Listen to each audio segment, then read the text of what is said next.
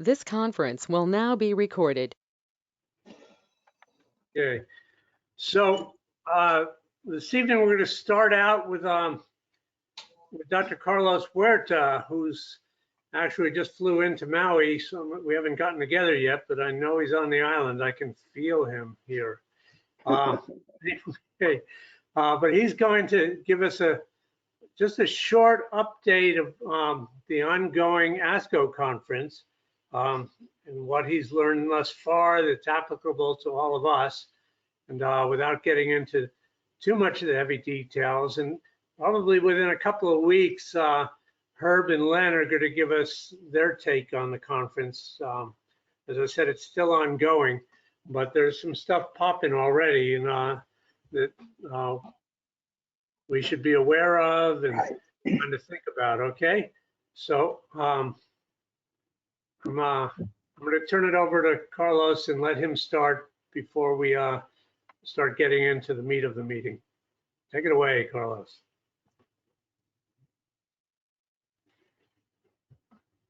Thank you, Peter.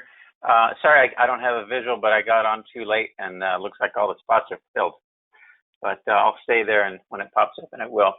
But yeah, this is basically just a quick recap of a few items that caught my eye with regard to what we've been talking about. And so I'm just going to go through some of the major headlines and sort of give you a little thumbnail sketch as to what it's heading toward. This one is called darolutamide tolerability. And this comes from the Aramis trial, the phase 3 that's been collecting now the subset data. And pretty much they had looked at the darolutamide, apalutamide, and enzalutamide because as a group they have different sets of adverse effects such as fatigue, falls, fractures, rashes, mental impairment, hypertension. When comparing that to leuprolide. And they pretty much found what I think some of us have been saying, that there is more tolerability with the darolutamide, and primarily the major factor there is dealing with some of the fatigue factors, but the mental impairment I think we've talked about is one thing that several of us are enjoying not having to deal with so much. So it goes into more details and describes what they found accordingly. Another topic that came up had having to do with I always get this name goofed up, relugulix, coming from the HERO study, and they were looking at primarily its phase 3 efficacy and safety, and they broke it up into subgroups of age groups, which was very good, I think, because now you can sort of see for which age groups it seemed to work better. In general, it worked well across the board, but one thing that I found very interesting was it had a significantly decreased amount of major adverse cardiovascular events, down by 54%. And so that when you compare relugulix to leuprolide, there's definitely some benefits there. So something to consider as more data comes out and information comes through from the actual clinicians giving it out. There's another item here that talks about combining new medications. And actually, this is a trial study for those who may end up making a conversion at some point to keep in the back of your mind. They had, here we go, had people on lupron, and they had to stay on that. But beyond that, then they said, all right, if you're on enzalutamide, and we add this medicine called talazoparib, it's one of the newer meds that are out now. Does it work any better than placebo? And this is primarily for metastatic castrate-resistant prostate cancer. So regardless of whether you have the somatic or germline change, the damage to the DNA affecting the repair process, whether it's from BRCA1/2 ATM, from CHEK2 or FANCA, appears to support that adding this may in fact, that's what they're trying to do, a proof of concept that this is going to help make a difference in the long run. So a study that is out there, it's in stage 3. Probably now is a good time to try to join it if you're in need of making that switch over. One that caught my eye because it deals with intensification of treatment. Those of us who have had radiation treatment, for instance, is really where this comes into the picture. An interesting finding. I'm looking for the title for it right now. There we go. Read only.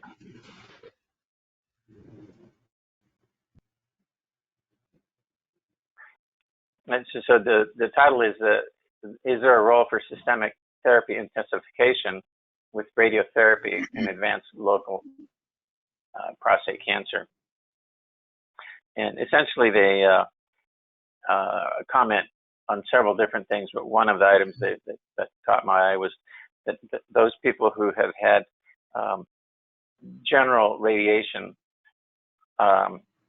seem to end up having a propensity to develop radiation-induced cancers. However, if you have had docetaxel, that seems to actually give you some protection from that happening. And I know docetaxel is one of those things that we're trying to keep at bay, but there may actually be a role of having that either before or shortly within the timeline of when you might get radiotherapy. But really, I think the more important to me was that they talked about getting targeted radiation treatment, and that way you're basically not beating up the general intestinal tract.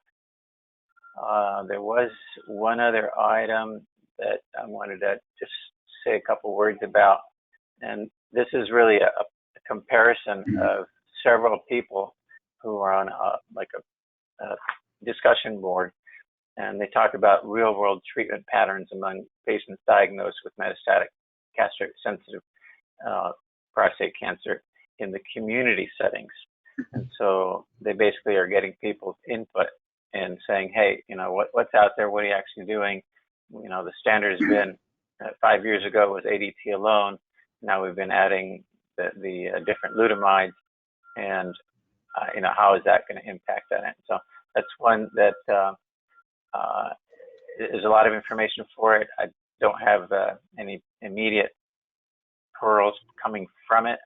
Well, actually, Carlos, let me interrupt, because I read that abstract pretty carefully, and I mentioned Rick already, and we're not part of this group. But what that paper, the real world practice said, that we can talk about the NCCN guidelines all we want, and we want to follow them.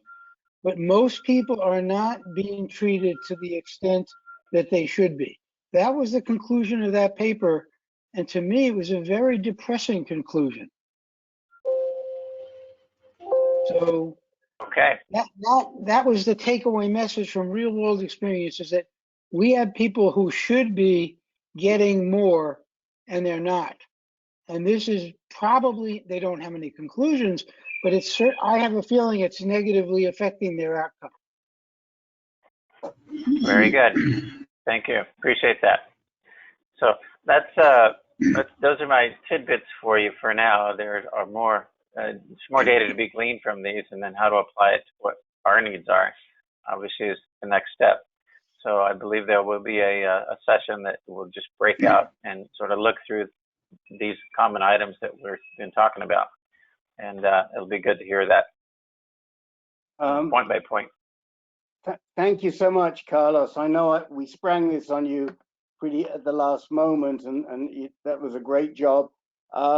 We're thinking that we will probably start the 21st a little early, like we did last time. We did when Len and Herb did the wrap up of the Medical Oncology Conference. So that's 2 weeks from today. If that's okay with Len and Herb, and they'll let me know. Well, Go ahead, Herb. No, it just, I think we'll discuss it. Let's, there's no point in take up time now. Okay, so I think that's probably what we're going to do. And I know, Len, you just wanted to say one thing, a quick thing about the vision trial. Yes, I'll give a 1-minute summary of the Novartis phase 3 vision trial evaluated lutetium 177 PSMA 617 versus best standard of care. This is what Dennis is taking in patients with metastatic CRC who pre-tested positive for the PSMA biomarker. Patients must have previously progressed through hormonal therapy and chemotherapy. Here are the results. Overall survival improved with a 38% reduction in risk of death in the lutetium arm. Also 60% risk reduction for radiographic progression-free survival. Overall response rate, this is the only thing I was a little disappointed in. Complete plus partial response rate, only 29.8% for the lutetium arm. I was hoping it would be higher than that. Right. Nevertheless, it was much better than the standard of care arm, which was only 1.7%. Just one last sentence. Future trials already planned for patients who haven't had chemo and also for patients who are still hormone sensitive. So that includes a bunch of guys on this call right now, including myself. That's it. So I just would like to remind everybody that when enzalutamide was approved and when abiraterone was approved, they were all approved with 3 or 4 months difference. And people said, oh, it's not very much, but you know, it was a big deal. Now, a lot of this depends, and maybe Herb and Len and Carlos will look into it a little further. It depends a lot on the stage of the guys that were in the trial. And if they were late stage guys, you're not going to see that long. And my response, to be honest, was exactly the same as Len's. Oh, you know, it's only 3 or 4 months. And I'm thinking to myself, but look what huge differences abiraterone and enzalutamide have made to the treatment of this disease over the last 10 years or so. And so I guess what I'm saying is don't be too disillusioned with this small gain in overall survival. Because my guess is that these radionuclides, whether it be the lutetium or the I-131 that Mark Finn's doing, or the actinium that maybe Carl's going to do and Bryce Olson did, they are game changers. I'm convinced they're game changers. Will they be as big a game changer as some of the bites that we're testing right now? Personally, I like the bites because I think the bites retrain your own body. They retrain your own immune system, but I think they are going to be as big in changing this treatment as abiraterone and enzalutamide were 10, 12 years ago. Okay. Let's go. Excellent. I don't know, we have a few people that joined, but I don't think we've got anybody that's new, Peter. We do have one person new. We do. We're going to start with him in a second. That's how it hurts. So, Peter, could I just ask Rick a question of what he said? Go ahead, Gary. go ahead. Rick, were you saying the word bites? What was the word when you said they change your immune system? Oh, the bites, the bispecific T-cell engager trials. So that's a whole nother class of drug. But one of the things that they do is they change how they try to retrain your immune system. So we'll talk about that. But let me also say, I saw Howard Hertz's name, and Howard wasn't new to me because Howard and I have been talking for how many years, Howard? Well, it goes back a ways, Rick. It goes back a long ways. I didn't realize you'd never been on before. Welcome, welcome. Go ahead. Okay. Okay. So we're going to get rolling. Thanks very much, Carlos, Herb, Len. Thanks for wading through this stuff and distilling it and bringing it clearer to us.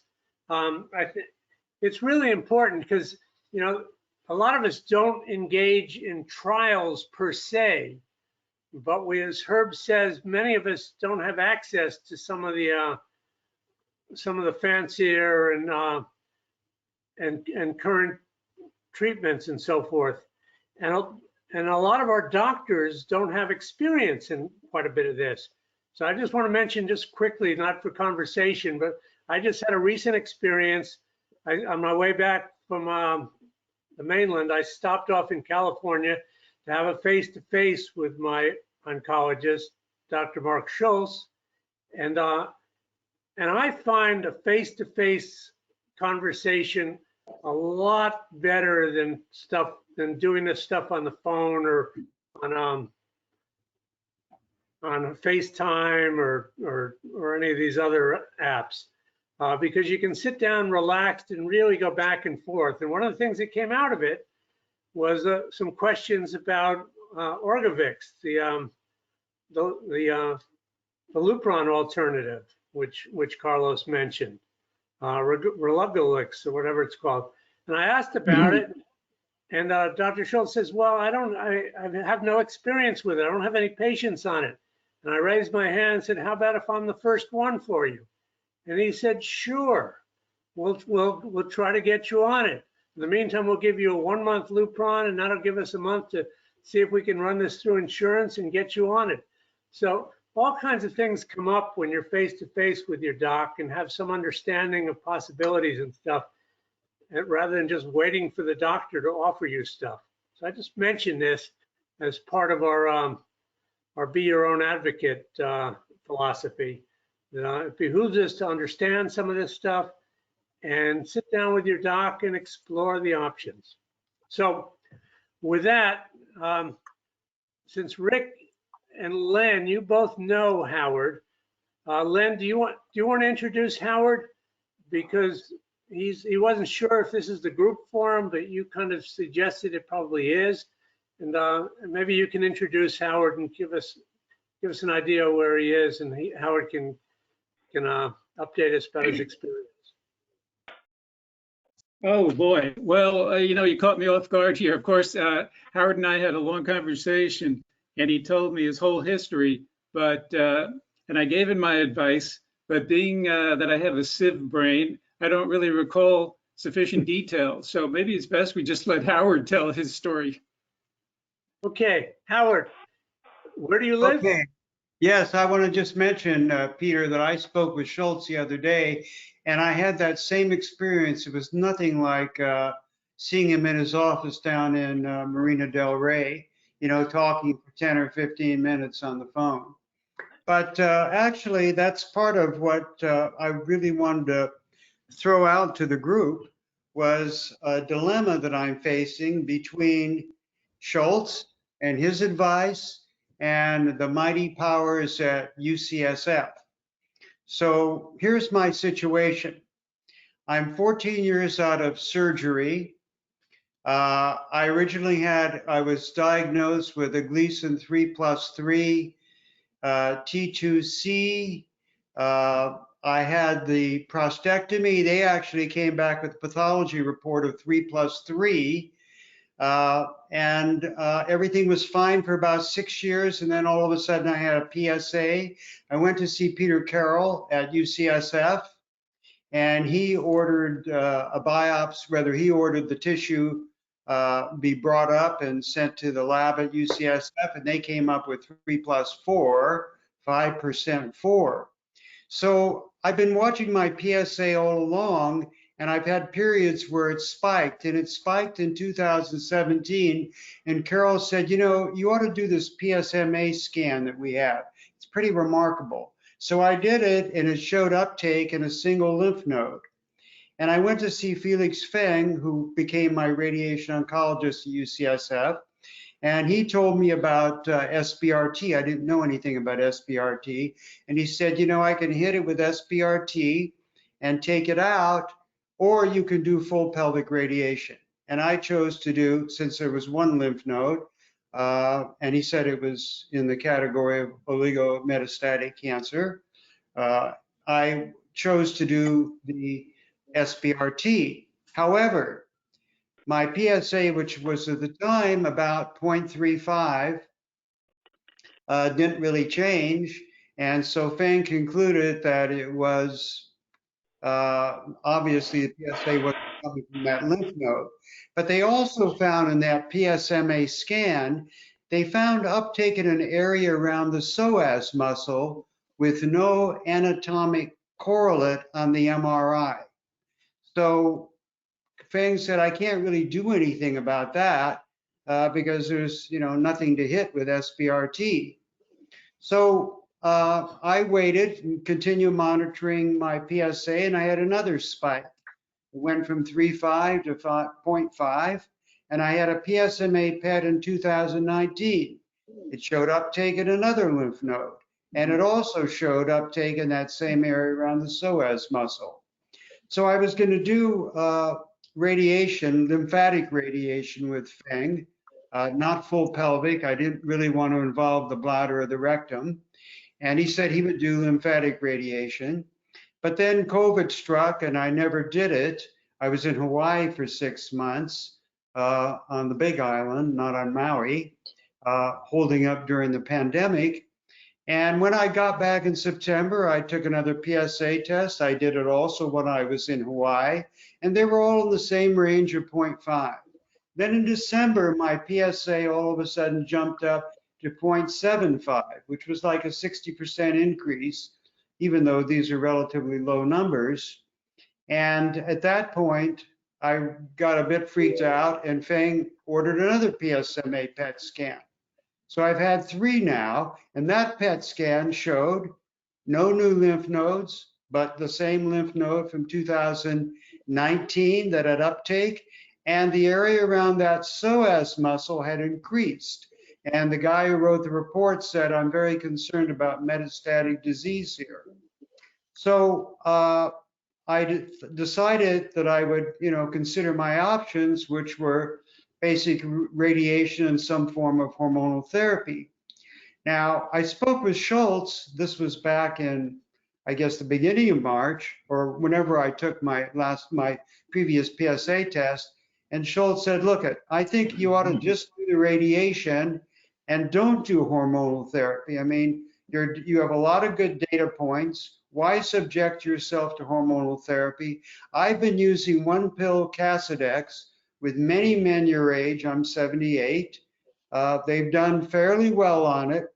Why don't you do that? Do the radiation and do a single Casodex pill.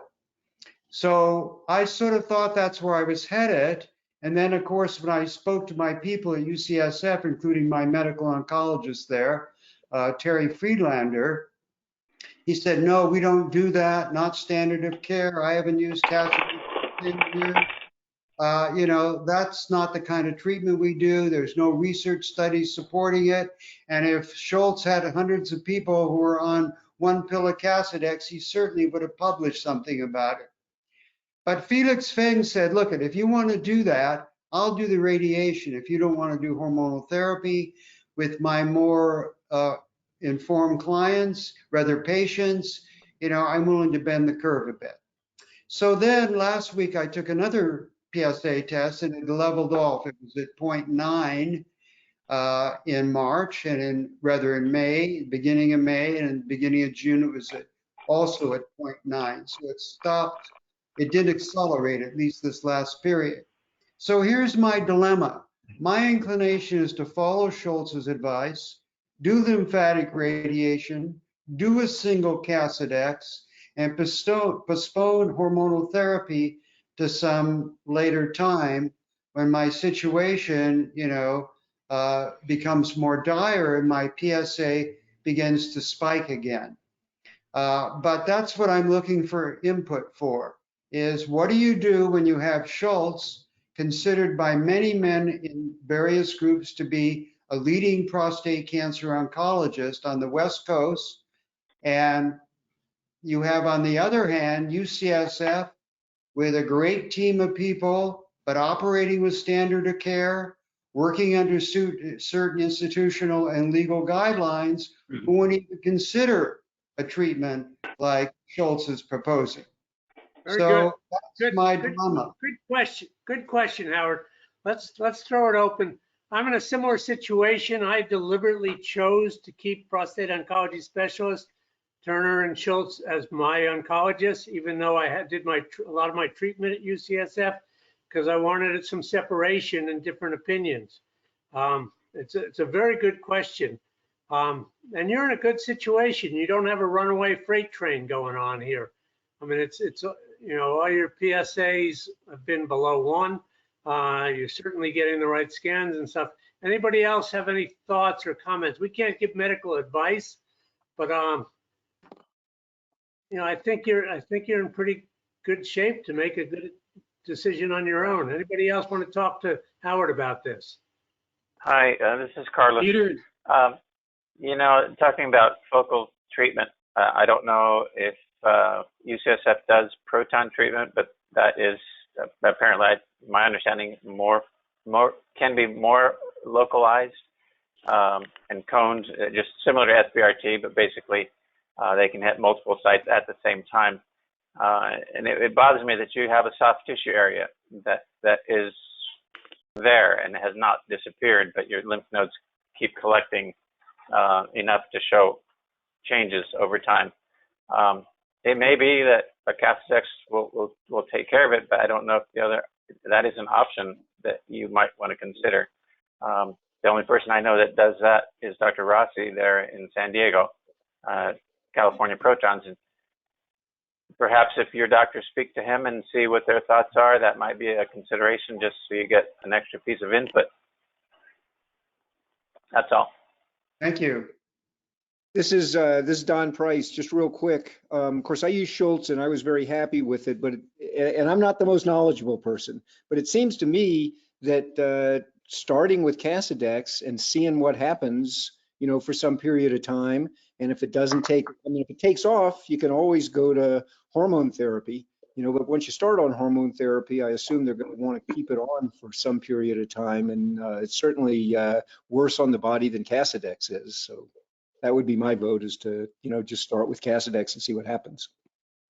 Yeah, I actually mentioned to Schultz that if Cathetex didn't do the job, or if my PSA just continued to rise, what about darolutamide? Because I was under the impression that was only available for castrate resistant, but apparently it's available for castrate sensitive if you're on ADT. But Schultz seemed to, you know, indicate that, you know, he could prescribe it for me even if I wasn't on ADT, if I get to that point. But I also considered Orgovix because of the very information that was just reported about lower rates of cardiovascular events, and also the fact that, as Schultz pointed out, look, you can stop at any day and you're going to have a quick recovery of testosterone, probably, you know, in a couple of months. Where if you were on lupron at your age, who knows when your testosterone would recover. I think whether you're, I have to say that's true if you were on Firmagon too, Degarelix. So, I mean, one of the issues around Relugolix is that it sort of has this unique factor, and we've got a bunch of guys who are on it. And in fact, I've connected the company with 2 people who may turn out to be ambassadors. So we don't have anything against it, but it's no different to anything else that's been around. The only difference is the way you take it. You don't need a shot, and it is a little quicker to come on and off of it. You're a little bit more nimble, but the Firmagon shot is a 4-week shot anyway. So no, Rick, I think you missed the point that Carlos made, Rick, that there's a big difference in cardiovascular issues. between those two drugs. No, there is no difference in cardiovascular issues between Firmagon and Relugolix. They're both antagonists. Exactly. No, but for cardiovascular conditions, the company claims 22% fewer cardiovascular Yes. events. Right, but they didn't compare it that's- against the antagonist. Right, Guys, they're comparing don't it to please. You know, I get a little upset here because you Well, don't. no, we're You're just not. we're just You're asking not. questions. You We're just you are asking not. questions, Rick. You are not looking at the material. This is an antagonist. We know that Firmagon is an antagonist. Now, why did they have 22%? Because they compared an antagonist to an agonist. And Len, God bless him, pointed it out to them. They had all kinds of flaws. We're not going to get into it now, but they had all kinds of flaws in their test. And we wrote them down and we talked to the company. And, you know, all of a sudden, this is like a smoke and mirrors. Oh, this wonderful new LHRH drug. No, it's no different to anything else, except you take a pill. You don't get a shot. So, you know, I don't mind arguing with you guys, but especially you, Ken, you're knowledgeable enough. You know what an antagonist and an agonist is. And the problem is they didn't compare oranges to oranges. They compared apples to oranges. Rick, I think the benefits that you said with the antagonist, aside from whether they're going to get paid by insurance or not, is overall it's going to be safer compared to lupron. It's going to be an onset without a surge in hormones at the start, and recovery afterwards is going to be better. The question of whether Casodex is enough, in one case you're trying to block at the receptor with the less than most effective medication versus lowering androgen productions. And whether you're using an antagonist or an agonist, you're not completely lowering testosterone levels because you can get some conversion and production by the adrenal gland as well. But my point is, I think if you're doing it, I would look at whether a short term with the antagonist and ADT associated with the treatment, even if it's only for 6 months, I think that's going to benefit you more than the unknown of putting Casodex on it. So I would want to get another opinion. I also want to speak out on ViewRay, which uses an MRI with live adjustment of the field so you can have smaller margins. And the theory is that that's going to reduce GI and GU side effects. Again, we need more data on that, but I think it's another thing to throw in with proton beam. So I want to come back to Dr. Mark. Dr. Mark, I agree 100% with everything you just said. So how would you compare, or is there any difference in your view between Relugolix Orgovix and Firmagon Degarelix? None. No, they let me ask Mark, because I'm going somewhere here. Yeah, they haven't been compared head to head, but in other drugs like this, when we're looking at Eligard versus lupron or what have you, the stuff across the class seem to operate in the same fashion. And I think the only benefit we have with this over the Firmagon is potentially cost. I don't know what the difference is there. Right. And that one is an oral pill you take every day. That one is you get every month. In terms of the ability to lower gonadotropins, those are both going to be the same. There's another antagonist out that is oral called Eligard, not been tested, and it's not doesn't cause as profound a reduction in gonadotropins. But I think that in terms of the effect on androgens and the ADT effect, you're not going to see a difference between Firmagon and Relugolix. Okay, we got to move. We have to move on here. We have to move on here. I want to ask Peter, I want to ask one more question for here. The lymph node that lights up, right? You have one lymph node that continued to light up after SBRT. Is that what I heard? No, yeah, well, the one that lit up with SBRT is gone, but a new one That's lit up fine. in 2019. Okay, And that I was one, yeah, that one also lit up in the scan I took last month, and it hadn't grown at all, apparently. So I guess they're not as concerned about that. But I just want to ask one more thing, because here I'm quickly. banking on Schultz. I mean, would Schultz, many of you know Schultz, you see Schultz, would Schultz be telling me that he has many men who are on one Casodex who've had slow rising PSAs and it's controlled their cancer? I mean, should I doubt that? Schultz sees many men at all different levels of this disease. Right. You know, very low levels like yours and very advanced levels.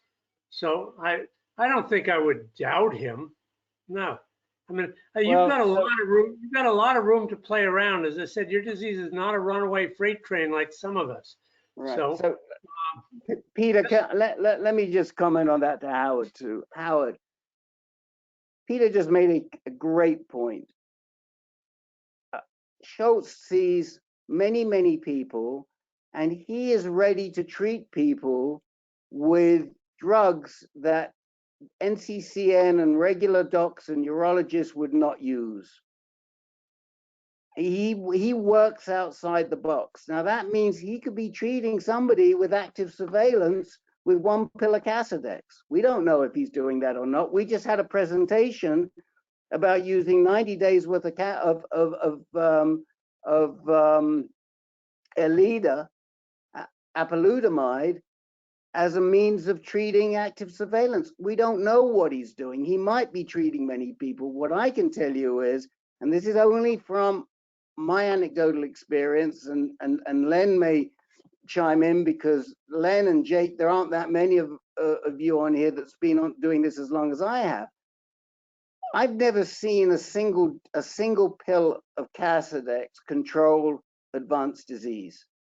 I've seen 150 milligrams control it, high dose.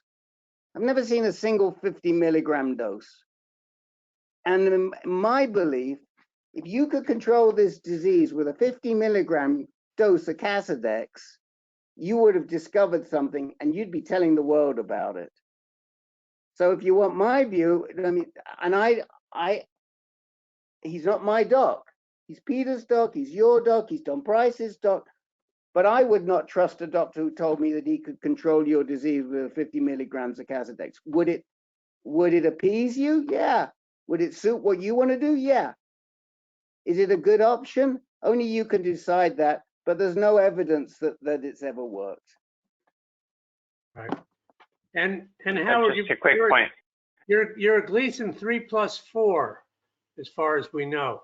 So anyway, you've got room to experiment, I think. So that's my opinion. Well, thank you all. We got to move on, because there are some people with some pretty big issues here. So we're going to go down the list of starting with the ones I started. So Al Latimer, you've got an interesting situation. You want to quickly describe what's new?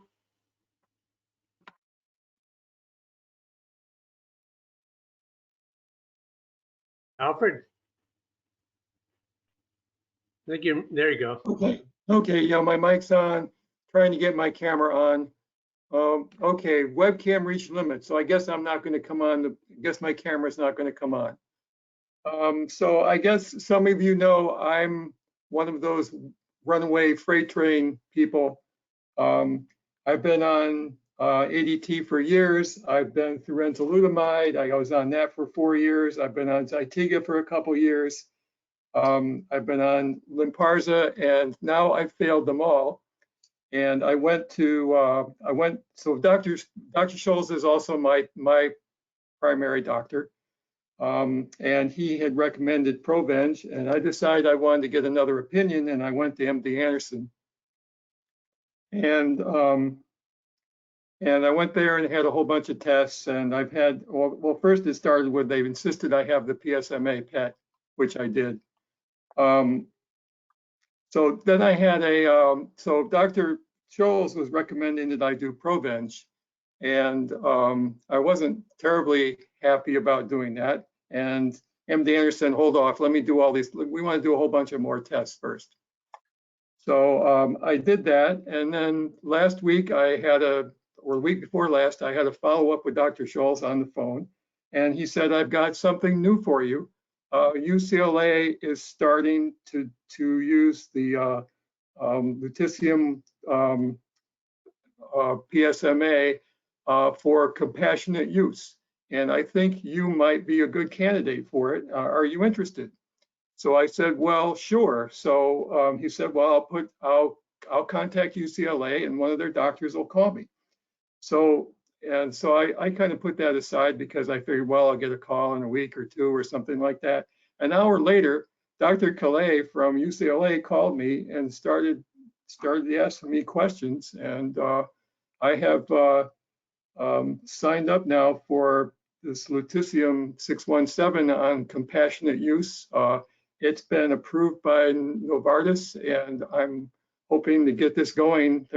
He says there's more paperwork, but he said it looks good. Your scan, the type of scan that your PSMA PET scan is the type of scan where we think it will really benefit you because you do not have any evidence of bone disease. You do not have any evidence of disease in organs. Is strictly lymph nodes.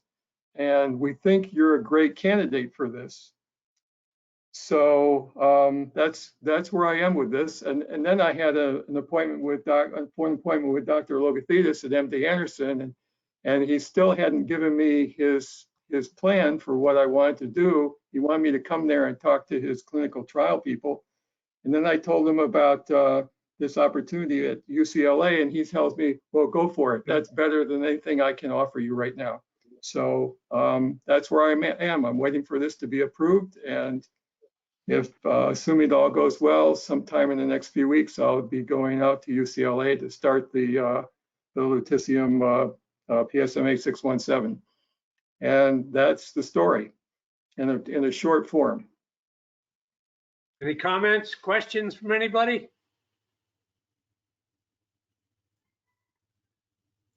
So this is a situation getting back to Howard's situation of, the big institution versus the guy. You kind of got a cruise ship versus a speedboat. I mean, Schultz can move fast in a lot of different directions, and the big institutions don't. I mean, I've been very frustrated with MD Anderson and how slow they've been in trying to get to a place where they made a recommendation. I mean, this has been going on with 2 months for them, and I still don't have a recommendation. And this thing with the lutetium just came out of the blue. I had no idea that my conversation with Dr. Scholes was going to go in that direction, but here it is. That's my story. Anybody else have any questions to Al? Yeah, I do, Al, because I've been working closely with Jerry Deans, who we all love greatly, and he's pretty desperate to get into a lutetium trial. And unfortunately, because of the timing of his most recent chemotherapy, he's not eligible for the trial at Hopkins. There are trials where you can get in if you've done chemo more than 4 weeks ago, but the Hopkins trial, it has to be 12 months back. And so I am wondering, I don't know if you would know, but you may have the opportunity to find out what the basis is for granting compassionate use. It sounds to me like yours is almost more like a trial of N=1, where because you only have lymph node involvement, it becomes a very attractive situation for them to see how it works with you. But That's just what I'm hearing from what you've said. Do you know any more about the criteria for compassionate use?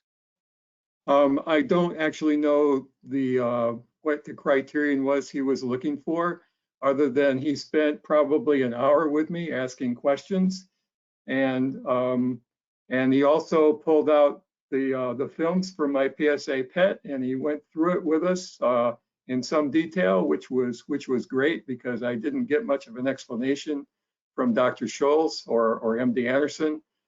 But exactly what he was looking for, I don't know what his checklist was. I don't know which questions were the most pertinent. I don't know if you could just email him and see, or I can ask him. I'm going to be talking with him again. But anyway, I didn't initiate that. It started with Dr. Scholes. He made the initial contact with UCLA, and apparently they were interested because I was shocked. I got a call. I got this call from Beverly Hills, and I'm looking at my caller ID. Oh, this has got to be political. This has got to be a solicitor. I don't know anybody in Beverly Hills, but I picked it up anyway, and it was UCLA. So no, I mean, if you find anything more, share with us. But we can go to Novartis and we can ask Novartis what's going on. We have the back door to Novartis, and so we may use that. But I'd be very interested to hear what you find out. Okay, well, I'll if you want, I'll just email him and ask him. Say that I know someone else that might be interested. Should they contact you or what? I don't know. Just ask him for the criteria. If you can just find anything about the criteria rather than mentioning other people, because it's very helpful to us. We're finding people that are in your situation on a weekly basis, and it's just very, very helpful if we can share this, if there is the possibility available when nothing else is working. Okay, I will, Rick, as soon as I find out something, I'll let you know. Thank you. Very good, Al. Good news. Good news. Good report. Yeah, it's good. It's good to know it's available to people whose back is not right against the wall, as a last resort. So, while you're still, reasonably good health fighting this disease. So let's move on to Regina and Russell, because I know you have to leave early. Regina?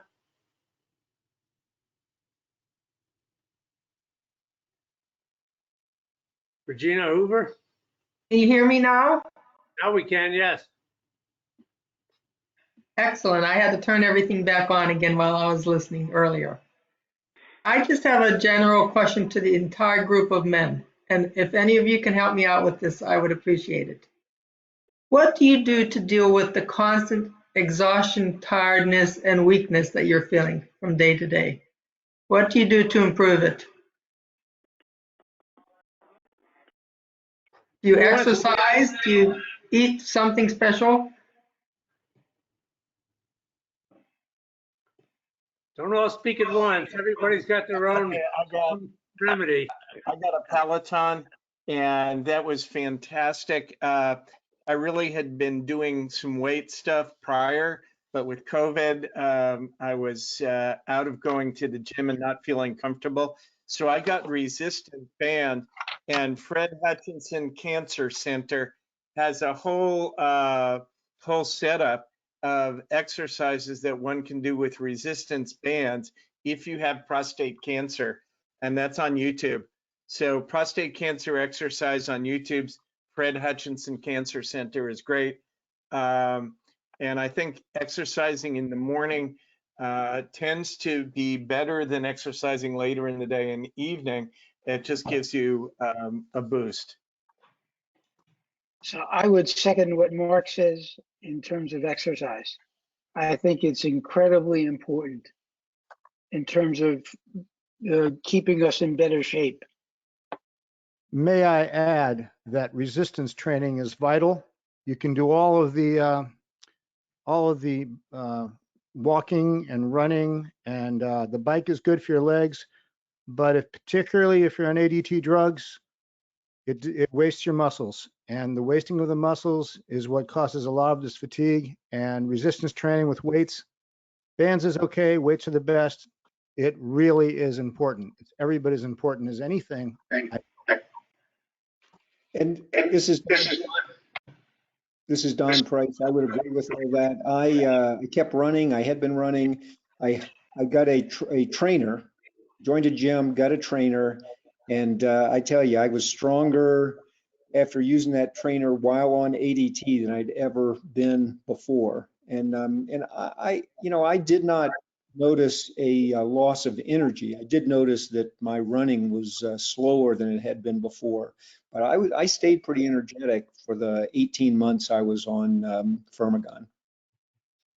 Yeah, a trainer or an exercise buddy, something to keep you motivated, something to make you get up off the couch or the bed or whatever and get out there. I mean, that'll help fight exhaustion for sure. Also, let me ask you this directly with the group here and get their feedback. Have you found the physical therapy we started going to helpful at all? No, not really. I did physical therapy really right along with my my treatment. So I did physical therapy, and they gave me a routine that I pretty much just do at home. I've got a treadmill. I walk 3 to 4 miles early in the morning, just like what was said before. And I also do weights, upper body weights. And I thank the physical therapy group that I had early on in my therapy. So that's what I do. And that generally makes you feel better, more energetic. Oh, absolutely. I do that first thing in the morning, and I'm ready to go. Now, I've been on ADT since February of 2019. So I've been doing it all along. Everybody is right, and the physical therapist is good, a personal trainer is good, running is good, cycling is good, lifting weights is good. I have to echo the sentiment of the best exercise to do, at least when you're having trouble and you're tired, is that which you're willing to do, that which you will be inspired enough to actually go do it. People give you a lot of advice on what to do, but everybody's got a thing or two that feels easier to them for the same amount of effort than something else. Whatever he's willing to do, that's the one. One other thing you consider is a drug interaction. I had after I was on Lipitor for about on lupron for about a year. My doctor put me on Lipitor for no particular reason, and it just killed me. I mean, I lost all my energy. I could really hard to move around. I stopped it. I was right back where I was at. Look and see if you've got other drugs that could be causing this. Jeff, do you typically try to take as few drugs as possible? No, not particularly. I take what I need to take, and I had no fatigue problems at all from lupron after 4 years. It's just the only time I did was when I had Lipitor in me. And I don't know what it could be he's taking that might be a conflict. That might not be the problem of what other people are saying might be the issue.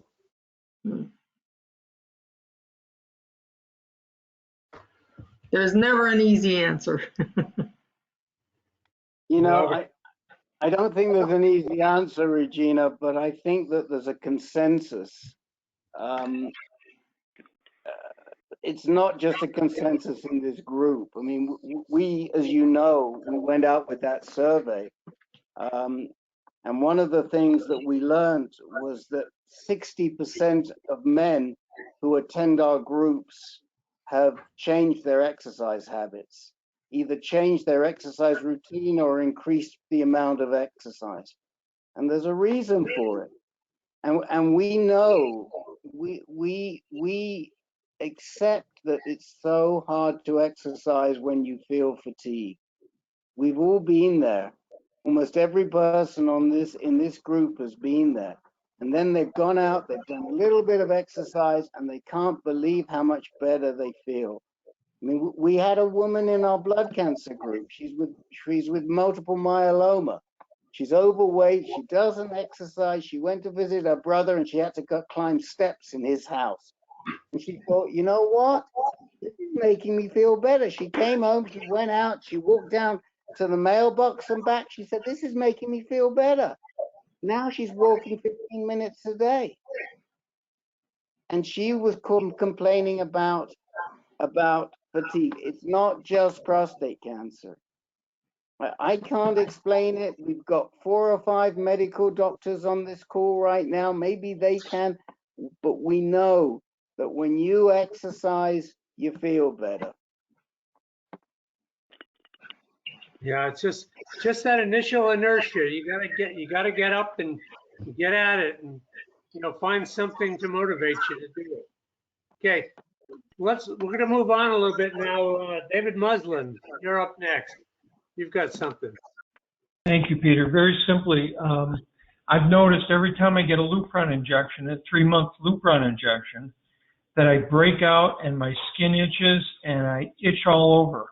Does anybody else have a reaction like that from a lupron shot? I've got an itchy butt right now, both sides, and I only got shot on one side. Yeah, I don't. That's my reaction. Is itchy. It's almost like shingles or something. How long does this last? It usually seems to dissipate within the week. Right. It lasts me about 2 weeks. And also, I have very increased anxiety after I get a shot. I don't know if anybody else experiences that. Well, I could use that as an excuse for getting angry at my partner the other day. I never thought about that. I was thinking it might be lack of sleep and stress from a month away, but it could be the now that you mentioned. My partner, my wife says the same thing. I get very irritable first couple weeks after a shot. Just wanted to share that and see if anybody else experienced that. Do you think it would be worth trying? Do you think it would be worth trying? Yeah, go ahead, John. Maybe it would be worth trying Eligard versus lupron or lupron versus Eligard, just to see if at least the local part of the reaction, the itching, might not happen. So it may very well be that the itching is related to the particular formulation, and switching to Eligard would be the case. I think with the new findings about the cardiovascular risk, it would make sense to try to get your doctor to put you on an antagonist and see if that would get covered. One of the problems with going with the monthly shots or periodic shots is that even 3 or 4 days late, you may not have the full surge by taking the dose of lupron, but you may have some release of gonadotrophins, which increase testosterone. Not as much as it would maybe with your first dose, but you may have a burst of testosterone with each injection. So, normally we would get this at 28 days, but some people in their mind think once a month, and they go 31 days, 32, 33, and there's a potential for a slight flare, which could cause a burst in testosterone. Got it. And or am I better off trying to get on it's called Rugalex? I forgot, Rugalex? Relugalex. Or am I better off? Yeah, I was thinking that. I mean, John Ivory has managed to get Relugalex out of your department. First of all, the one thing it's certainly not going to do is give you a rash from an injection site. That for sure will not happen. Secondly, maybe it's a more even dosage when you take it as a pill, and maybe that more even dosage is going to help you a little bit. the method of dosage is different. So, I mean, I don't see the downside, and as you know, John got it, so Right. you should be able to get it, but you're dealing with a different doctor, but you should be able to. Yep, right on. Just to be clear, so I don't get a reaction at the injection shot. I get a reaction really on my chest and my upper body. And Oh, it really? just itches and breaks out. Yeah, that's what I experience every time. That's Do you more actually break concerning. into hives? Not hives, it's just itch. Yeah, maybe it's hives. Itchy, scratchy. Yeah, my concern is that you know, they formulate these medications with more than just what's in there, and if you're developing an allergy to that, it will only progressively get worse.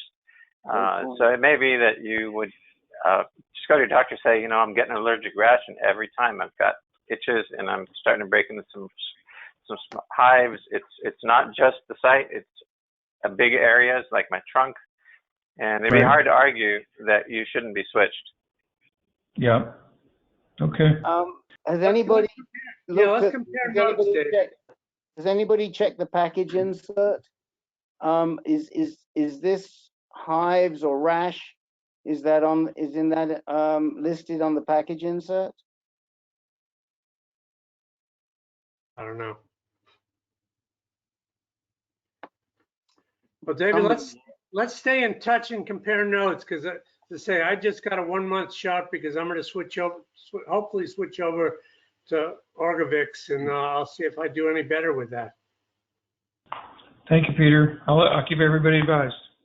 Yeah. Thanks, David. Thank you. Okay, Frank Fabish.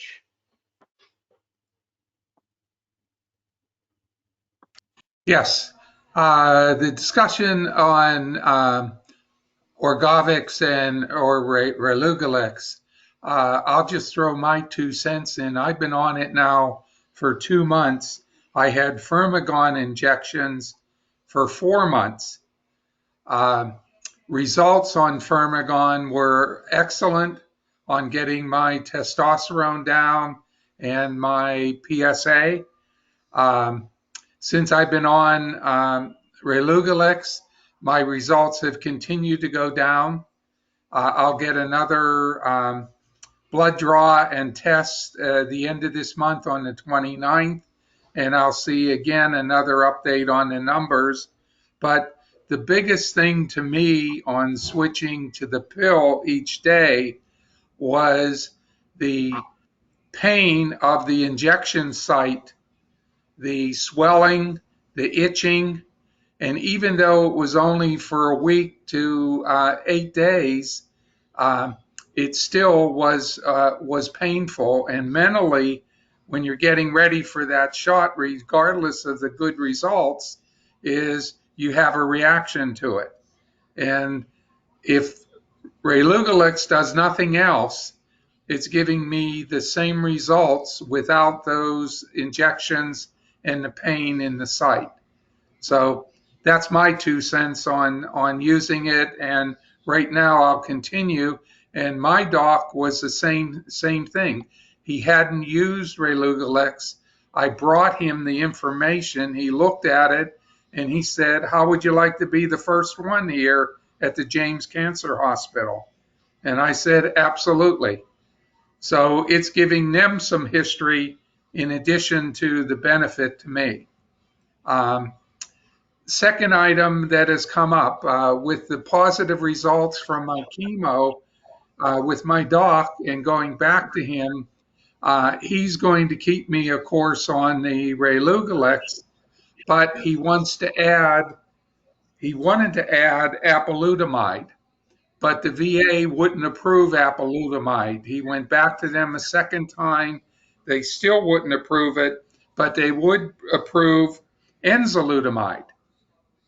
And I just wanted to throw that out of a comparison between enzalutamide versus apalutamide. I've researched it, and everything that I've seen in comparison has said there's very little difference between the two, that they both perform almost the same and have the similar result. So I wanted to throw it out as a question for those that have been on either apalutamide or enzalutamide, and he wants to combine that with the Relugalex as my ongoing treatment. Len, do you have any comment on that? Yeah, well, I haven't been on either of those two drugs, but the literature is very clear that those two are kissing cousins. There's very little difference in structure, function, pharmacodynamics between Xtandi and apalutamide or Lita. The only thing I can think of, Frank, is they probably have enzalutamide on their formulary, wherever you're getting your treatment from. And so they want your doc to use that. Maybe they get a better price on it. It's all about money. The two drugs are identical, virtually. I think the only thing is there's a bit of difference in side effects. If there's a seizure disorder, one may be more likely than the other. I think if I had my choice and you're fishing for a drug that will get covered, also ask about darolutamide. Because of that, avoiding the blood-brain barrier, that one may have significantly less fatigue and mental changes compared to the Enza and Api. So that might be the approach. The other thing to ask is about abiraterone, because people who fail ADT and abiraterone seem to be likely to have a response if they then go to a receptor blocker. If you start with a receptor blocker, you're less likely to benefit from switching to abiraterone later on. So right. I think in many of the cases, the abiraterone may be the first step to combine with the ADT. I also read about abiraterone, and maybe I'm not correct or not, but I understand to take that, you also need a steroid to accompany that treatment. Yes, it's a very low dose. That's correct. And my problem with the steroid is with diabetes type 2, that drives those numbers crazy. And so I have to be very careful on that end is to control those numbers. I agree with Dr. Mark. I would ask about darolutamide. I mean, that's what I did, darolutamide all the way through chemo along with my lupron. And now I'm going to try, I'm doing the same thing as you. And I get my darolutamide directly from Bayer. It doesn't even go through my insurance. Like clockwork, they call me up every month and say, "You ready for another bottle?" So, you know, there's possibilities there. Mm-hmm. One other thing, thank you for that information. I was reading an article about enzalutamide resistance and how once you're on it, that you can get resistance to it. And they, in the article I was reading, they said that it calls for the use of the cancer cells, call for the use of backup fuel called, and I don't know if I'm pronouncing it right, glucocorticoid receptor. And yes, and that the H6PD increased levels it can be inhibited with a drug called I think it's Rubraca. Has there been any information on that versus the resistance? Frank, first of all, we've got an expert on that on this call in the personage of Dennis McGuire, because they tried Dennis on enzalutamide and this glucocorticoid blocker, And if I'm not mistaken, Dennis, it didn't do you much good, isn't that right? Oh, that's right. I was on the glucocorticoid for 12 weeks and I did not respond. Right. So, you know, there's some theory. Secondly, Rubraca is a PARP inhibitor. It's kind of like the talazoparib that Carlos was talking about at the beginning. And so far, we haven't seen, and my brains trust will correct me if I'm wrong, but I don't think we've seen any real benefits from combining an androgen receptor blocker with a PARP inhibitor if you don't have a suitable mutation. If you have a mutation in the BRCA pathway, yes. But if you don't, I don't know that it does any good. Herb? I agree. I have seen no data that show that that PARP inhibitors are effective other than in BRCA1 or BRCA2. Right. And I know, Carlos, you had your hand up before. Did you want to comment on any of this conversation? You know, it's just with regard to the diabetes and being on prednisone, that certainly was a hook that needs to be addressed. However, if you can, in my mind, justify being on it, first of all, make sure you're only taking 5 milligrams, which is what is now, I think, getting more accepted as being enough prednisone. But you will need to have a change in how your diabetes is managed. I don't know if you're insulin dependent or not, but once you adjust to it, it's the same as if it's a diet issue. If you're going to eat a piece of chocolate cake, do it every day. Don't just do it now and then because it's going to throw your numbers off. But if you're on that prednisone daily, that adjustment can be made more on a long-term basis. So still a consideration, I think. You know, Frank, I would say keep it simple. KISS. Use the KISS principle here, right? You've done great on your chemo. Your doctor seems to be on top of it. He likes the idea of trying you out on an androgen receptor blocker. There really, as the guys have said, there's very little difference between the enzalutamide and the apalutamide. If you could figure out a way to get yourself onto the darolutamide, that would definitely be better. And I think the VA is paying for darolutamide, but I'm not 100% sure. But try it, you know, and don't be worried about what's coming down the road. Because by the time something comes down the road, by the time you're ready to make a change down the road, something else may have come into play anyway. All right. Yeah, I'm going to take the conversation back to the doc about the comparison with darolutamide and see if that goes anywhere. But as I've read, I saw no problem with enzalutamide as opposed to the apalutamide, but there may be a difference with darolutamide. So I'm going to take that back to my next appointment and see where that conversation goes. Very good. Very good.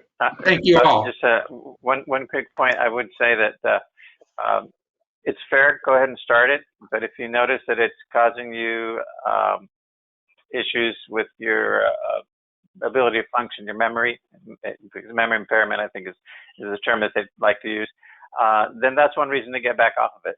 You know, as we get older, it gets harder for us already. We don't need something in addition. And so at that point, you become a treatment failure, much like I did. And that's what got my guy to go ahead and sign off on getting me started on the next lutamide. And I'm doing quite well with it. Yay. Herb, you've got something you want to bring up. Yeah, I had my 3-month checkup last week, and PSA is 1.7 as it's been for the past 6 months. It hasn't budged, the same exact number. And I'm kind of bummed about it because it was going down and then it stopped going down at 1.7. And I'm just, how often do we see stable PSA at not a number that's great? It's kind of got me worried, thinking, well, it's stabilized now, but I'm just waiting for it to head up.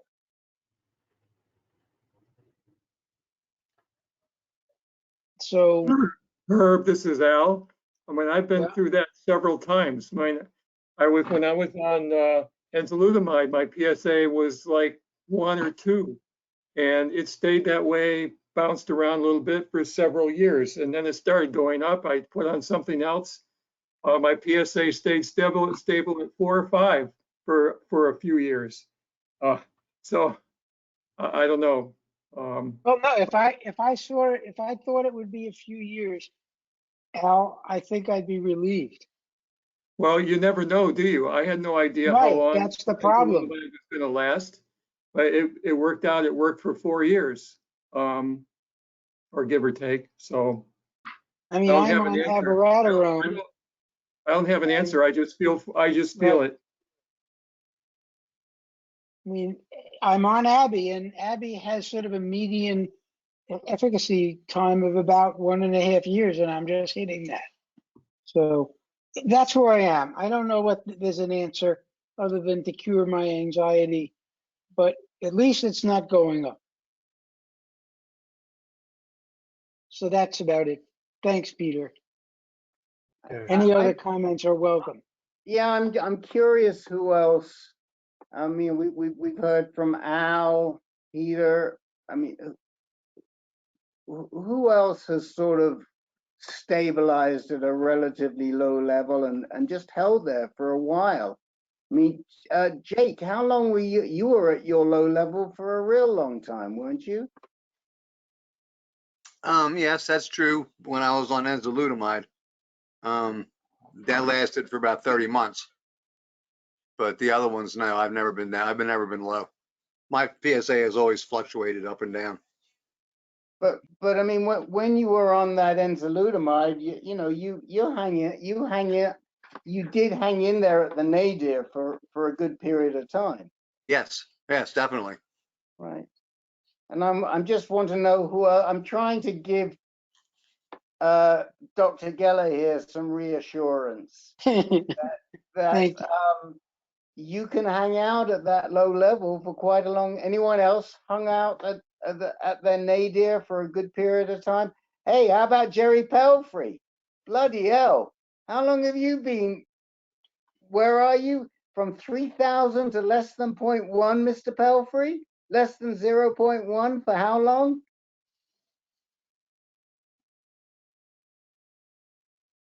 Is he coming in? Jerry?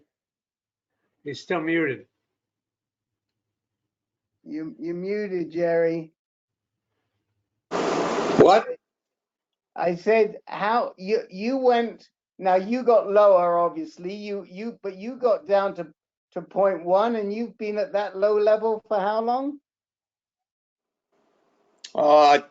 Really since November of 2019. Well, okay. And I'm on ADT. Right. But Well, I think also I have to say, if it were 0.1, I think I'd feel better too. Yes, I get you.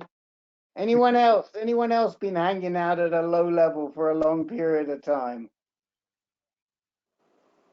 Herb, do you have a prostate still, or? Guys, it was irradiated. The prostate was irradiated, but it's still there. Okay, so to have a 1.4, whatever it is not unusual if you still have a prostate. So it's not. I wouldn't panic about it. I'm not panicked, just anxious. Anxious, yeah. Peter, are you saying that most people like that have a 1 point something PSA that just stays like that? It's I don't not understand. that uncommon. If you still have a prostate, it's not that uncommon to have some, some lingering PSA production if you've still got your prostate. I mean, Well, that always go down to 0. I still have my prostate. Of course, it was ablated by proton pencil beam therapy. But I've been sitting, my lowest PSA was 0.0125. And I've been sitting between 0.03 and 0.04. It dropped back to 0.03. So I don't know. But I can just tell you that I've got my prostate, and that's my situation. Interesting. Okay. I don't know if this is exactly the same situation. I was diagnosed 6 years ago, and I had the Christmas tree light up from my scans. I mean, all the way to from my, all the way up to my collarbones and maybe my elbows and all through my. That's the first time I found out I was sick. And then I went through a short course of chemo and then lupron, Casodex for wild lupron. And now it's been between 5 and 6 years, and I'm still got a weird Fibonacci, some perverted Fibonacci series kind of PSA. Because it goes like, it goes up, it goes up, it goes down. It goes up, it goes up, it goes down. It goes up, it goes 0.4, 0.6, 0.5, 0.5, 0.6, 0.7, 0.6, 0.5, some weird thing we've been following for 5 years. And I'm just getting to that point where I have to add something and do scans again. We keep every 6 months looking for something unusual, some kind of something that doesn't use my brain is fogged. I do have brain fog, obviously. Well, Larry, I So do that's appreciate pretty those. good. I'm like on 6 years. But I really appreciate your telling me that. and I'm very positive, and now I'm really planning to add to my lupron darolutamide. And then, as I told my doctor, although she said it's not protocol, if I can bring it back down to, 0.00 point something, that I'll try to get rid of the lupron and do a holiday on that in the same kind of path that Len took. But I never had my prostate removed. I never had it radiated. I never went to the radiation. I did go, but I never did the radiation. I never did Xgiva. I'm due for DEXA scan. I'm due for bone scans and all scans again. But so far, it's like 5.5, 6 years. Oh, more than 6, probably 7 from the time I was sick. All right. From the time they found it, 5 from the time I finished chemo and started lupron. And I'm positive. I feel very positive. I'm happy. I'm working. And so, Herb, there's a lot. There's a bite trials to look forward to. No, I'm hoping I don't need to go to a trial yet. But Larry, you're very encouraging, and so are all you. And that's hopefully why I learn a lot here. So you're the one who's teaching us. Anyway, that's my piece. Well, no, that's great. Thanks so much. Okay, guys. Peter, we can move on. Gary Peters, you had something you wanted to bring up. Yeah, and if oh, okay, can't go on webcam. Just an update. Some of you may remember a few weeks ago, I had a testosterone test 2 weeks apart, ordered by different doctors, and the first one came out very low, where you would expect it to be because I'm on ADT, and the second one came out at 785. And my oncologist, he just wrote the second one off and said, well, it must be a mistake. But the doctor who ordered it said, well, we need to clear that up. So I had it tested again, and this time it came out very low, like the first test. So that was a relief for me, but I feel pretty bad for the guy who actually has a 785 testosterone score and is now told it's like 10. Oh, no. Well, it's a relief. It's a relief to all of us. I remember that conversation well. I mean, we were all scratching our heads on that one. It's weird. I had it done at Sibley Hospital in Washington. Somebody made a big boo-boo.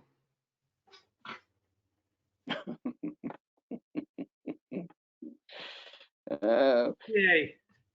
Hey, Gary, let's just hope that the guy that they switched you with, he wasn't on ADT as well. Yeah.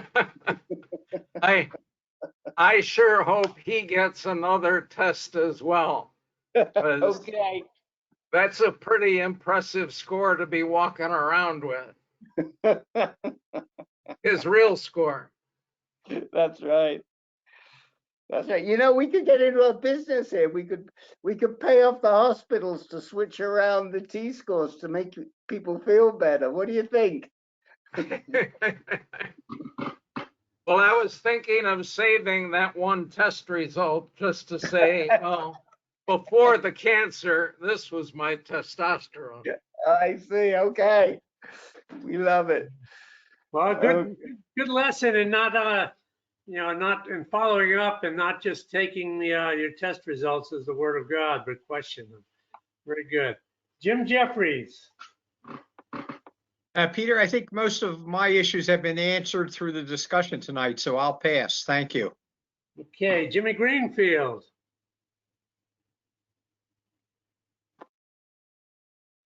Can you hear me now? Yes. Yes. Hello, everyone. This has been a good meeting. I have a fair amount of my treatment at Sibley, so I'm going to make sure not to get any labs there. I know what happened to our friend. So I haven't been on for a while. I Tuesday nights I can't come anymore, so you don't have as much of me. And I know I'm not a low profile guy, so you're going to be grateful for that. But anyway, my concern is, of course, not of course, but it's of course for a lot of guys. You know, it's pretty much known that guys, when they present with prostate cancer, a diagnosis, the average BMI is 30. In other words, a lot of us are overweight. A lot of us have at least borderline overweight. And then if we get on ADT, we're behind the 8 ball. And, I take good care of myself. I try to be careful. I exercise a lot, as you know. And my food is what I call always just a really abundant amount of good and bad historically. I eat all the vegetables, all the cruciferous vegetables, all the leafy vegetables, all the things I'm supposed to eat. And I also eat pie, cake, cookies, ice cream, and everything else. Not in large quantity, but my brother was my doctor for a long time. And all he was for was to call up once in a while when I needed something and get a pre-op physical if I had a surgery, but we didn't do, lipid panel or anything like that. So he just retired recently. So I got an actual doctor at Sibley, which is concerning me. But anyway, he sent me for for lipid panel, among other things. And, I could have predicted this, after 18 months, first of all, I've said this before, I was 20.7% body fat when at diagnosis, or right after my prostatectomy, which is not bad for a 63-year-old man. Well, after 18 months, it's 30%, which is too high. And I knew it was too high. And everything that ADT, I'm off of it now. I still haven't, recovered fully by any means. But everything went up. My resting glucose went up. I knew my cholesterol would go up. Heart disease is, we talk about it with the antagonist versus the agonist. And I just think that, given that heart disease is the #1 killer of men, not prostate cancer by any means, that we all need to look out for this. And so I got my lipid panel, and predictably, because of my stellar exercise habits, I have a poster boy HDL in the 70s. However, I also have an LDL of 152, which, if you know anything about that, is too damn high. So I got a total cholesterol of 236. Triglycerides are 85, which is not too bad, but this 152 is no bueno. And I realize now, the game is so much like, there's Prolia for bone density loss, there's antidepressants, there's things for hot flashes, there's statins, there's a drug for every damn thing. And we keep talking about exercise, or I do anyway. And I do believe it is pretty much underrated, even with all the ballyhoo about it. And it really has done a lot for me for a long, long time. But I realize that, especially if I'm on ADT, I will not surrender. Since my testosterone is coming back, and perhaps it will come back, I know that I may have to get back on ADT again. And if I do, I will probably sign up for the statins. I will probably sign up for, if I have high blood pressure, which I had, it's come down. They say ADT doesn't cause high blood pressure, but I had a systolic, if that's the top number, in the 140s, which is now down to 120 over, 75 or something, which is good, 70 or whatever it is. And, but I don't want to get statins, I don't want to get statins. We just had a discussion earlier about Lipitor. Some people really get a lot of side effects from Lipitor. I don't want to take drugs to solve these things. And if I am fortunate enough to have remission enough that I have testosterone, then I suppose I will be able to lose some. I have not been eating very much. I have really cut back, really cut my calories, really cut my carbohydrates, and I still have this belly. And this is a couple of months I've been at this. So I don't know. I got another urologic panel, so that's coming up, and I'm waiting for those to come in, and they're a little slow. But I know that. Yes. First of all,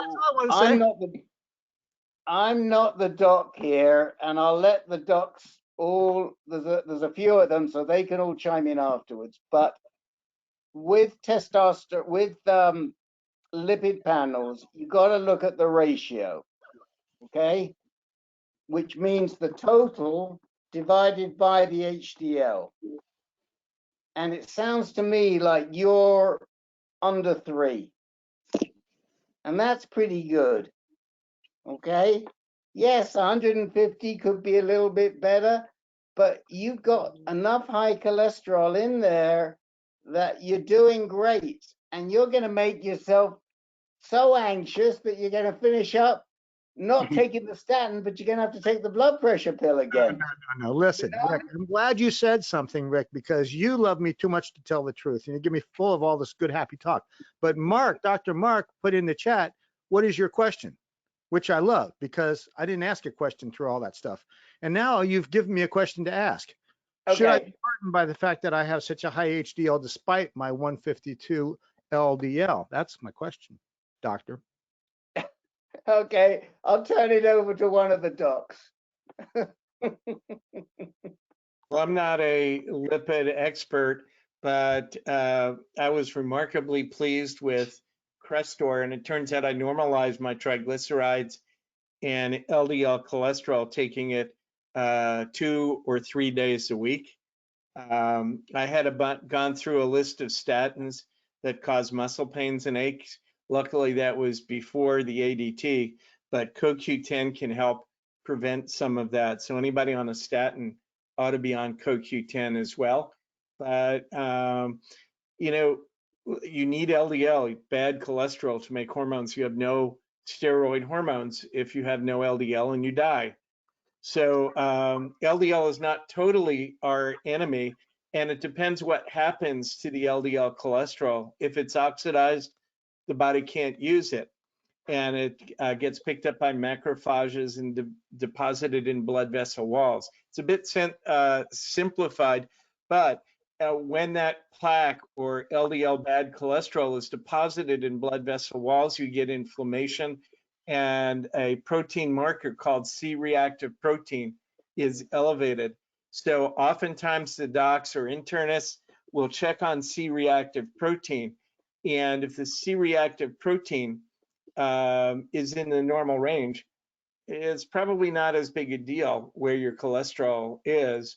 Again, the CoQ10, a DHA or fish oil supplement, and a low-dose aspirin can help reduce some of that inflammation if it is there.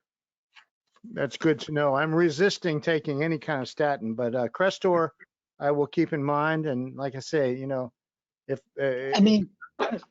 yeah, go ahead. Go ahead. I will tell you guys that there are some people at the Heart Institute where I work who think we should be putting statins in the drinking water. Right. That basically it's anti-inflammatory as well as other effects on our metabolic systems. And I'm taking a statin, and it's worked for me. Which one are you taking? I'm taking atorvastatin. So there are different ones. Now there was talk about they work right, and they have different side effects. Right. Well, maybe I shouldn't fight it so hard. I have heard that most people will refuse statins even when they're prescribed for no reason other than the folklore of the side effects, which looks like it's a myth largely. Yeah, it's not a myth. I know people who have had statins and have had incredible muscle pains and gave them up, but it's individual. It depends on the person. So if it may work for you, Jimmy. I mean, the other thing I will tell you while I've got the mic, I've got a belly now that I never had before. I was a skinny guy before I went on ADT. And all of a sudden I've got this belly that I can't get rid of. But you're still pretty. And I'm not, and it's not fun. And I don't know what I can, and I'm really trying, I'm cutting back on all kinds of food and it's still there. Yeah, it comes with the territory. So Jimmy, I have a son who's in his mid-40s. He's been a vegetarian for years. He watches his diet like a hawk. He's religious about it. Doesn't eat sweets. He's got a six-pack stomach, but he's got high cholesterol from his mom and his grandmother on his mom's side, and he can't beat it. And he doesn't want to take statins. And he's healthy as as a horse, but he's got high cholesterol and he's got to live with it. So yeah, I get it. I get it entirely. I'm going to go ahead and try he's going to give me 3 months. And if I can make any change in 3 months in the numbers, then I'll continue on trying. Otherwise, I'm going to surrender and get statins like all you guys. I know all you guys are on statins. I know you are. Not me. Okay. Ken Anderson. Can I say one thing, Jimmy? I've been on statins for 37 years. I went on statins when I was 33 because I had such high cholesterol and a horrible history of arterial heart disease in my family. And my doc here, my good buddy Steve, put me on statins. Now, I have always had a very high HDL, like between 75 and 110.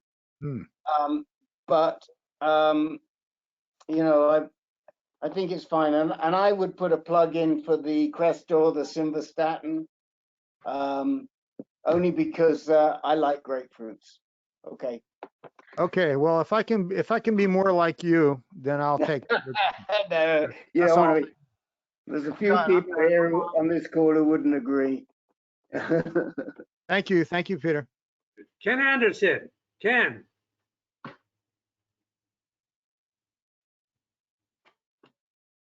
Go for it. So just an update, I guess, Peter.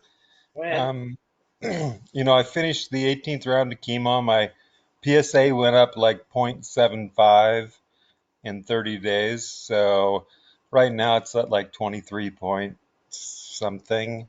But overall, I can honestly say I don't feel bad. So I don't know what to tell you other than PSA is up a little bit. For some reason, my testosterone over the last month, I've been off lupron about 14 months with just abiraterone. My T levels took a big jump this month from like less than 1 to 12. So I'm thinking maybe I got to add lupron back in. I'm not quite sure.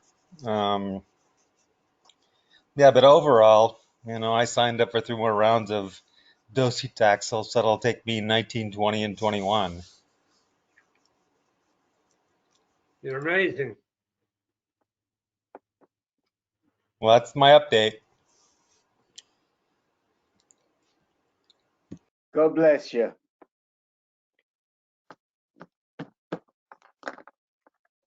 Must be that Arizona sunshine.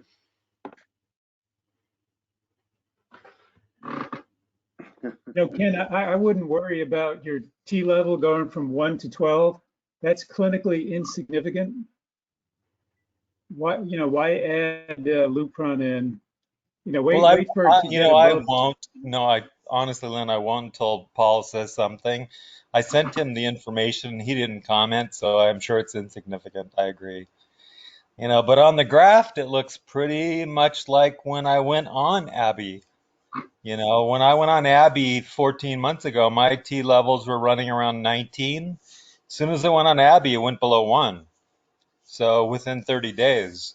And the graft, if you look at the graft, it looks very similar to when I went on, but the opposite direction. So in my head, I think maybe Abby, and I don't know how the mechanisms, but I think Abby maybe isn't going to continue to hold my T level low. So the funny thing is my alk phos has traditionally run in parallel with my PSA rise.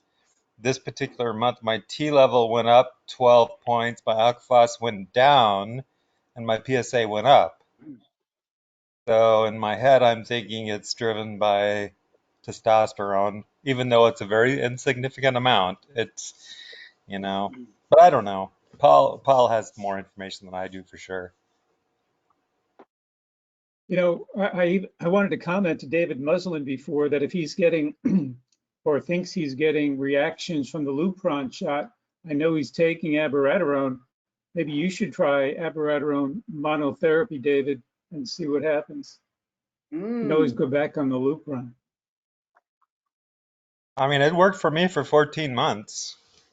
My T level was below 1 or 1 for 14 months on just Abby. So, yeah, I don't think you need to do both. At least it didn't need to for me. So, that's it, Peter. Move along. Yeah. I thought my thought was to everything that I learned here. My thought was to try to stay on lupron for 24 months and then go on holidays and staying on Abby. Well, yeah, but I think what we say is you've got to be on hormone therapy for 24 months. How you balance that hormone therapy, there are different ways. You could be on lupron without the Abby. You could be on monotherapy abiraterone now. You could be on monotherapy darolutamide. But you need to either be stopping production or blocking that testosterone for 24 months. And that's a very interesting suggestion. And Ken's done it. I think we've had somebody else do monotherapy abiraterone as well. Peter, I'd like to add one other thing about chemo. And I had a little bit of a fight with my local medical oncologist about adding extra dexamethasone on days 3 and 4. So I had a little experiment this last chemo cycle. That is, when you do the infusion, they give you 10 milligrams of dexamethasone to kind of help you with the real toxic side of chemo in general. So they give you 10 milligrams, but for me, in general, it fades off on Sunday. I get chemo on Friday, and then Saturday and Sunday, I'm doing okay. And then by Sunday night, I start to drop off quite a bit. And I decided to ask Paul if it was okay to add 4 milligrams of dexamethasone on days 3 and 4 to kind of help me through the side effects of chemo. And he said yes. My local medical oncologist said no, but he eventually gave me the prescription, and I can tell you it did work. I was able to run around Memorial Day, which I went to a Memorial Day party, which I would have never done before. So adding dexamethasone 4 milligrams along with docetaxel on days 3 and 4 seems to do something advantageous. Very good. Okay, guys, we got to keep moving here. Len, did you have something else you want to bring up? No. Okay. Mark Perloe, you had something you want to bring up. Yeah, I'm a little bit embarrassed bringing it up because so many people here are dealing with things a lot more seriously. I had my appointment with Dr. Scholes today, and I started out with a tea that was almost ADT levels without any medication. So he gave me extra time for good behavior, and I've been off the Abbey and ADT for a bit now.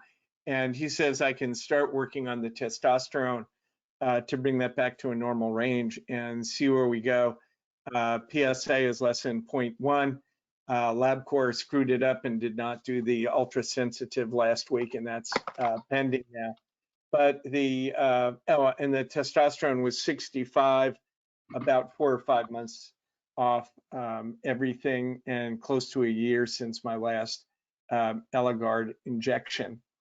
But while Herb mentioned putting on 10 to 15 pounds, I got that, but I also noticed man boobs forming, and I'm wondering if anybody has dealt with that, whether that's something that when I normalize testosterone, it would go away, or whether people have dealt with that and what they've done.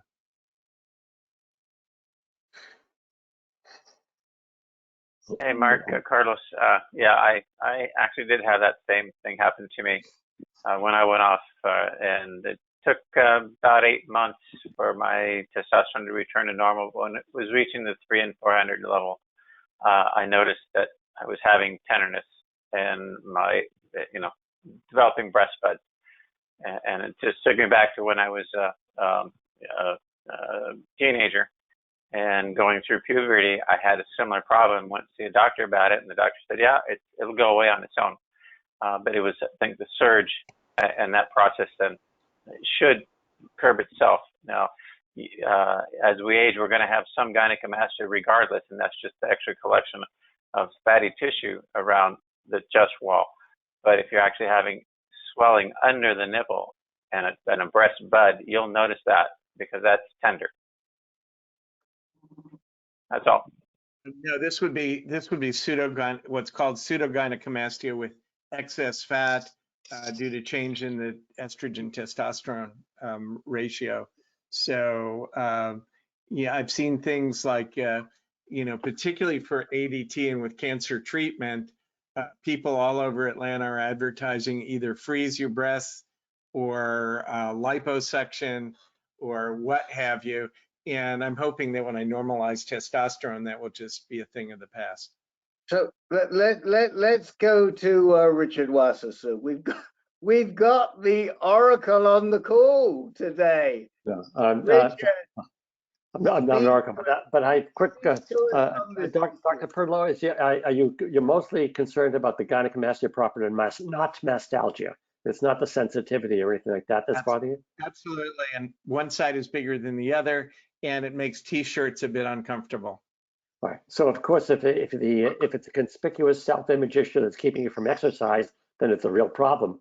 And we discussed it in the ADT book. So for those who don't know me, there's a book called Androgen Deprivation Therapy, and I'm the lead author on it. And there's a fair discussion about the issues around gynecomastia and tolerance for gynecomastia. And in fact, if people write me individually, we published a paper on gynecomastia. What people do recommend informally is tamoxifen. And it turns out that I did also a paper reviewing tamoxifen in men. This is a SERM, selective estrogen receptor modulator.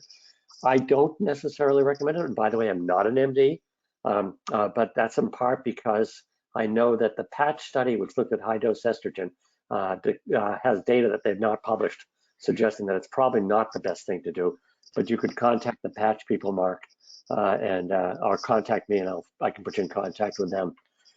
In any case, if it is keeping you from exercise, yes, you should exercise furiously and do something about it. Okay, that's it. I do have a question. I know we got like 2 minutes left. That is a really weird, and I really appreciate a chance to ask it. And I got to give a little context for it. I'm changing the subject just slightly, but I'm invited to be part of a European Association of Urology roundtable discussion that will be held at their national meeting in Europe in July. It'll be virtual. But they came up with a whole bunch of questions. There's half of us are patients and half of us, the people on the roundtable, are MDs. And to my surprise, I'm coming up at the end after discussing ADT and stuff.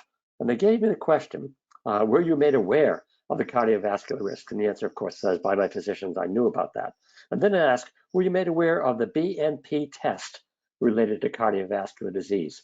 So here's a question that I'd like to know is how many of you as prostate cancer patients by either your urologist, your radiation oncologist, or your medical oncologist treating your prostate cancer ever said to you, you should get a BNP test? Does any of you even know what a BNP test is? I think there's a difference of how it's practiced, medicine is practiced in Europe and in North America. But have any of you been told by a urologist that you should get a BNP test? Zero. Okay, it's a test for a propensity for cardiac failure. And I think that all of us are being monitored by doctors who are, and you all pointed this out, you're getting your lipid profiles, you're getting cholesterol measured, you're getting PSA tests, and your doctors are watching our cardiovascular risk.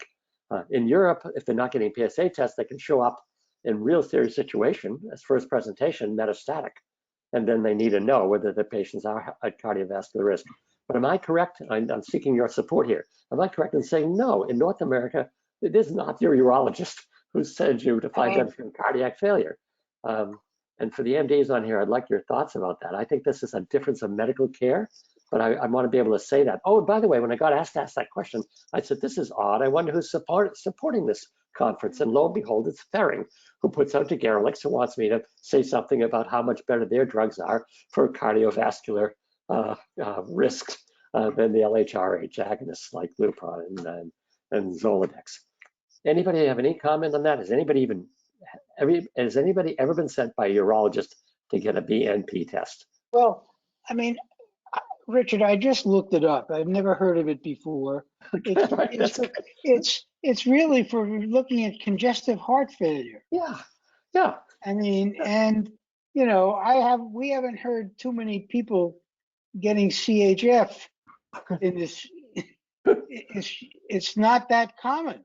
No, I mean, this is Degarelix. This is Ferring trying to come up with getting cardiovascular panic so that everybody will want to be on their drug. And frankly, I'm intrigued by this because I think their enemy is not AbbVie with lupron. Their enemy is going to be a Myovant with the regurgitates because that's the oral drug is going to take them out, I think. But since we've had so much discussion on that. My guess is that most of us have a heart doctor. Yeah, right. Yeah, that's right. Okay, that's what you've got from your facial expressions. You've convinced me that that's an obscure question, and I'm right to suspect that Ferring is pushing it. And someone has their hand up there, but they're muted. Yes. Pat Martin, unmute. Tell us what's on your mind. Nothing. Okay. Okay. Thank you for letting me say it. No, I know it's 4 o'clock, but or whatever time it is wherever you are. It's 4 where I am. The last person we haven't heard from yet is Peter Monaco. I don't want to miss him. Hello. Yeah, I don't have too much to say tonight. I just wanted to let you know that I did move up my appointment with this fellow Dr. Patel over at Mount Sinai. I sent him some information about the change in my status. So it was revealed with that asthma PET scan, and I was able to get in to see him this coming Friday. I will go and consult with him and see what his recommended path of action would be as compared to my current oncologist who has me on lupron and Casedex indefinitely. So I don't know that he'll make a change immediately if I do make the switch to him, but would like to know what you guys think is going to be the course of action ahead that you would typically see in my situation. Yeah, as you said last week, I think it was, that all of a sudden your cancer's on the move, right? Yeah, I'm basically traumatized. Up until last week, I was operating under the assumption that I had micrometastatic disease. At the recommendation of this group, I insisted on getting an asthma PET scan because my oncologist didn't think it was necessary. And the PET scan disclosed, multiple bone mets. So I'm in a completely different world as to where I thought I was a week ago in terms of where I'm at. So it looks like I've got a lot of work to do, and hopefully I can get it under control. Yeah, I would keep in close touch with us. Call Rick, me, Len, anybody that, because, when things are moving quickly, you don't get overwhelmed with information and get scared. That ship has sailed, Peter. Well, I'm basically traumatized. Just stay close and keep us up to date. That's what I'm saying. So thank you. So that's my update. I'll have more to say next week after I consult with Dr. Patel. He's with Mount Sinai in the Dr. O's group, and I know he consults with him. And I'm curious to know what he has to say about where he would take me, or what treatments he would introduce later down the road. So Peter, a couple of things. One is, did you reach out to the psych folks so that you could get an anxiety med? I haven't yet, but I will. I'm going to. Yeah, we want you to do that. What's that? We want you to do that. Just take it until you stabilize. I'm sure. Dr. John, can you take a anxiety med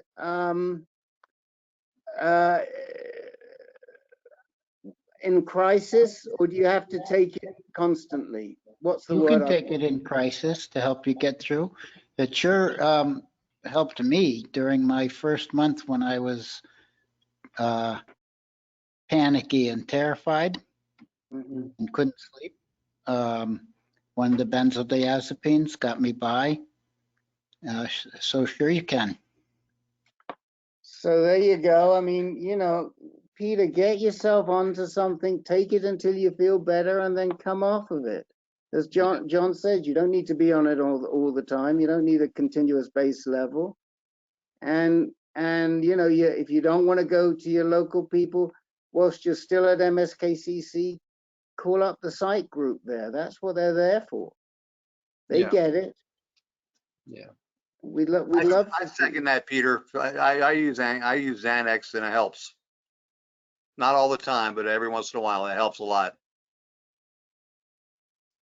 Yeah, but Xanax is not something you can take on regularly. That's not good for you.